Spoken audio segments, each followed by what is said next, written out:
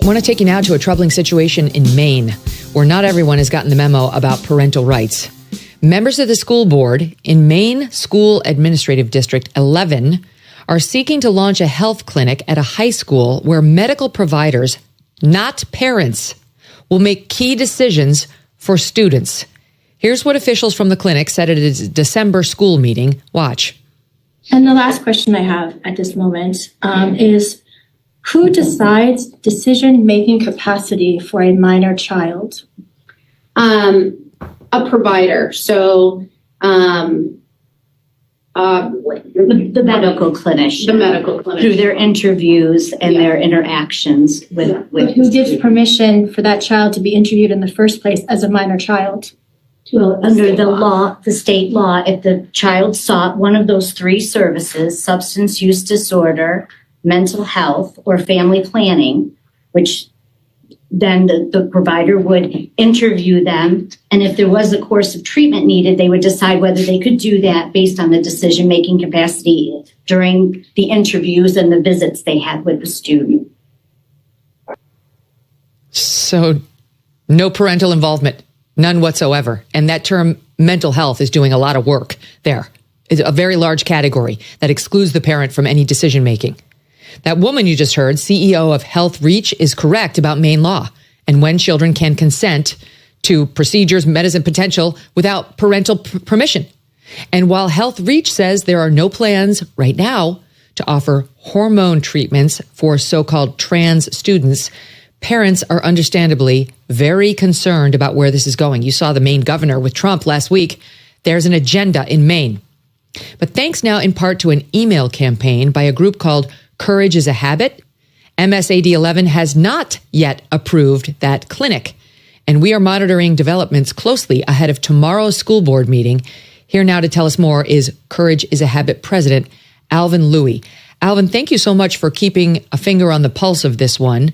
So what specifically is this about? They're bringing in a so-called health clinic for the children with what appears to be the express goal of excluding parents? Absolutely. Absolutely. Thank you for having me, Megyn. It's a pleasure to meet you. Likewise. Absolutely. They, in fact, one of the school board members, Joanne O'Brien, actually admitted on a Facebook post that they are providing, referring out to the transgender drugs and different treatments of that nature. So they're lying in the sense that they go, oh, we're not giving it, but they're referring out to it. And this all stems from the keeping secrets from parents in schools. This is just a logical conclusion of that because the school counselors are the biggest purveyors of the transgender cult, and a lot of people don't know that. And so they've been setting the tone that parents are unsafe and abusive. They're redefining two words, unsafe and abusive. And what they do is they'll say, if you don't believe that your daughter is really a boy, then you are unsafe and abusive. And so based on that foundation that they've already established in government K through 12 in Maine and in all 50 states, really, now they'll go, well, we need the medical clinic because parents are unsafe and we need to provide the health coverage for children. But what they mean by that is vaccines, COVID vax. COVID vax, birth control, invasive IUDs. And, Megyn, it's even taking all those horrific things aside, like the transgender drugs, and they can refer out to it. These clinics are quite literally seeding their own clients. They're putting these kids in these therapies, the therapists that are affirm-only therapists. They're driving their mental health to the ground, and then they go, oh, they need medication. So they're quite literally seeding and creating their own customers. What do you mean referring out? How would it work under the proposed, system that you are objecting to? If a kid comes in to this clinic and says, I'm gender confused. Mm-hmm. So the first thing they'll do is they'll pair them with an affirm-only therapist, and then they'll keep that a secret from parents, and they'll do the pronouns, they'll call them by a different name, things of that nature. Then they'll start driving them to that, and then if they need a breast binder or tucking, then they'll offer that. They'll give them that. Then if they start to do the cross-sex hormones, then the clinic in the school will refer them out to another clinic or another pharmacy to go get said drugs. Could they get a prescription without their parents at that point? Yes, they can, because it'll be paid through by Medicaid. In Maine, it's called Maine Care. Oh my God. So your child could first get a COVID vaccine, which we know, especially in young males, has a disturbingly high risk of causing heart infection, myocarditis, which could be potentially fatal without your knowledge. Absolutely. And your child who maybe just be stressed out from like a divorce that the parents are going through, or God forbid, a childhood sexual trauma or bullying in school, and manifest this in the more sort of, it's like the hip thing to be, which is trans, without you knowing, gets affirmed, gets a breast binder, gets a prescription to go to this other clinic. And it's sometimes it can be like a Planned Parenthood. They're very like pro of like, It could be sending kids down this lane. And that clinic gives them a prescription for puberty blockers and cross-sex hormones, which sterilizes a child. Yep. You've got brain issues, bone density issues. Obviously, you're stopping puberty, or even if the cross-sex hormones will screw up their fertility for women, for girls later on. It's such a horrific thing. Then that the other parts of the world are moving away from it. Hospitals are stopping it now, thanks to President Trump's executive order. But the schools, the transgender cult is going to be the last place that this completely dies. It'll be in K through 12. That's the last place it dies, because that's where it started. This is not a chicken or egg thing. The social contagion started in K through 12. That's such a good point. That's exactly right. So that's incredible and very disturbing. But what's happening now? Because there are reportedly 25 health clinics already in Maine schools. Right. But the nonprofit that would run this new one says, oh, no, we have no plans to provide hormone treatments. Well, they say that, but in other states that have that, they've already done it. And one of the things also that they lie about it, they'll say that this doesn't cost taxpayers anything. And it's a complete lie, because they use federal funding. They use federal funding to stand the clinic up for that first 1 or 2 years. So Health Reach uses federal funding. They'll use a mixture of funding from, let's say, Health and Human Services or the American Rescue Act of 2021. For those of you who know, it's supposed to be for COVID. Yeah. They use it for that. And then after the first 1 or 2 years, they'll have to raise taxes, property taxes, do a referendum for Maine residents to keep the clinics going. And if you say, hey, I don't want this referendum, it'll be, you're taking healthcare away from poor kids. It's always weaponizing your empathy. We often say here at Courage is a Habit, we don't have an oppression problem in this country. We have an idiot empathy problem. And that's what they always drive good people's empathy to get these things passed. But do we think that they're backing off of it at all? Because they delayed the vote on this health clinic in December, and now it's not officially on the agenda for the meeting they're having this week. So do you feel like you've already won this, or it's still alive? No, the thing that they do, Megyn, that's really that's a tactic they always use across all 50 states, is they'll try to punt it until parents stop paying attention. And we've seen this, my organization fights this at every level, where there's the porn in schools or the critical race theory, transgender ideology. Every time something like this happens, they'll punt it because they know parents are busy, and a lot of people look at punting as a victory. And so when they stop paying attention, they're going to go ahead and sneak it in. But it's a different day. And we are definitely not letting anyone forget it. And so our suspicion is that they're going to try to punt it until they can quietly install it or vote it in. But for sure, the heat is getting to them, because they should have they wanted to vote this in December 5th. They snuck in this agenda on Thanksgiving Eve.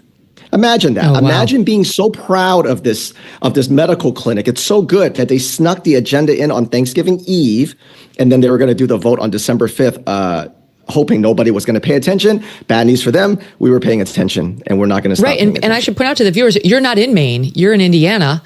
But you're keeping an eye. You've been. This is one of the reasons why I love your Twitter account. But X, you've been paying attention to what's happening in schools across the nation. By the way, if anybody wants your help or to alert you to something that they'd love your help with, how can they contact you?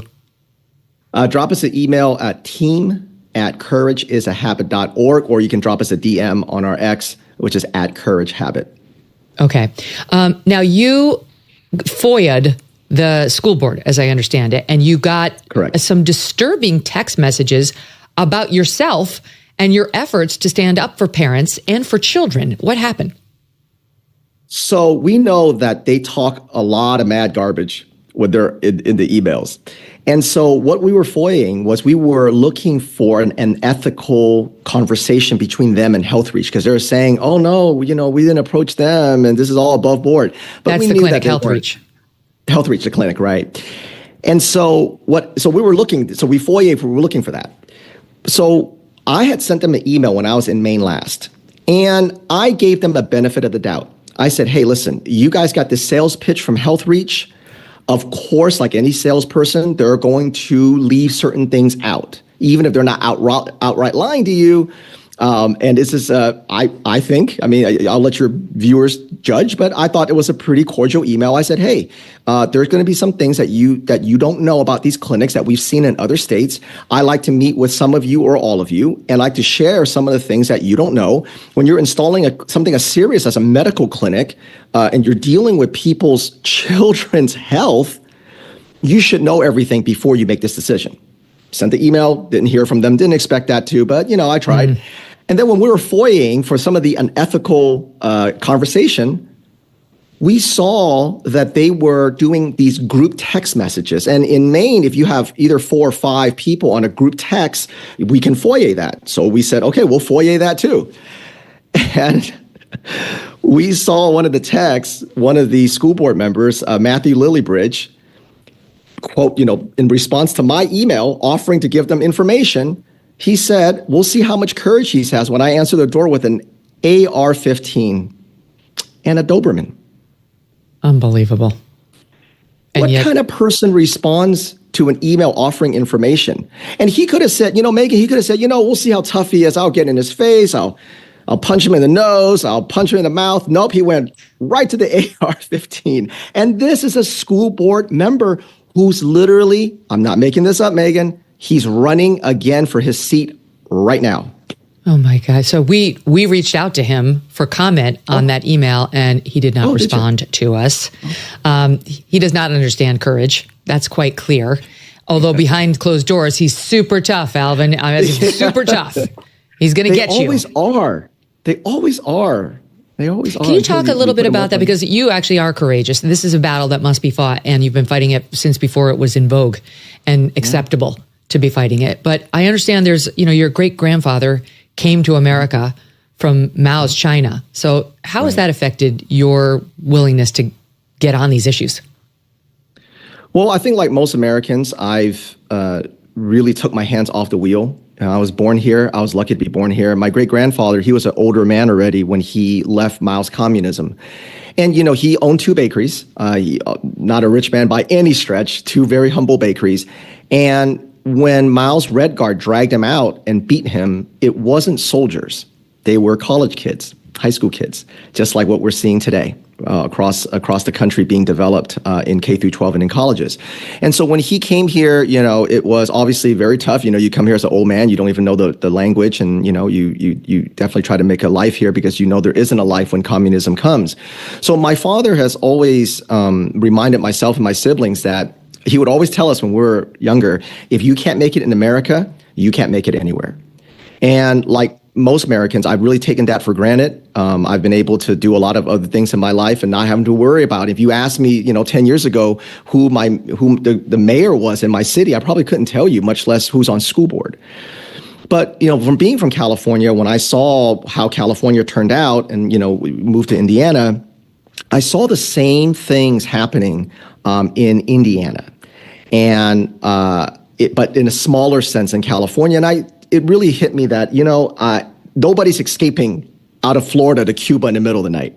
If America goes the way it's going, there's nowhere else for my children, your children, anybody's children to go. And so I think that really, thinking about my great-grandfather running like that really really drove me to say, even in the tiniest way, I got to try to do something, because I've enjoyed my freedom so much and I've been able to do things, great, fun things. And now I feel like I just have to do my duty. It's incredible. Thank you so much for being so involved in this fight and for calling our attention to it as well. We'll stay on it, and we'll be keeping an eye on that Maine school board meeting tomorrow just to see if they do try to sneak this in, and have you back on if they do. Alvin, thank you. I appreciate it. Thank you, Megyn. Wow, these guys. Can you imagine? Your kid goes to school, gets a shot in the arm that could potentially cause a heart infection, which you wouldn't even know to be checking for because they'd vaccinated him without your consent, and then secretly give him tucking apparatus to start messing with his genitals so he can look and feel more like a girl, then snap him with puberty blockers into cross-sex hormones, which sterilize a child, not to mention deprive him of any hope of sexual pleasure throughout his life.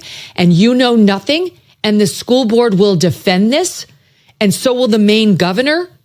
I mean, this is how radical the left has become. It's infuriating, and it's another reason why President Trump won and does have the mandate he says he does. Wow. All right. We will be back tomorrow. We're taking your thoughts on all of this. Please email me, Megyn at megynkelly.com.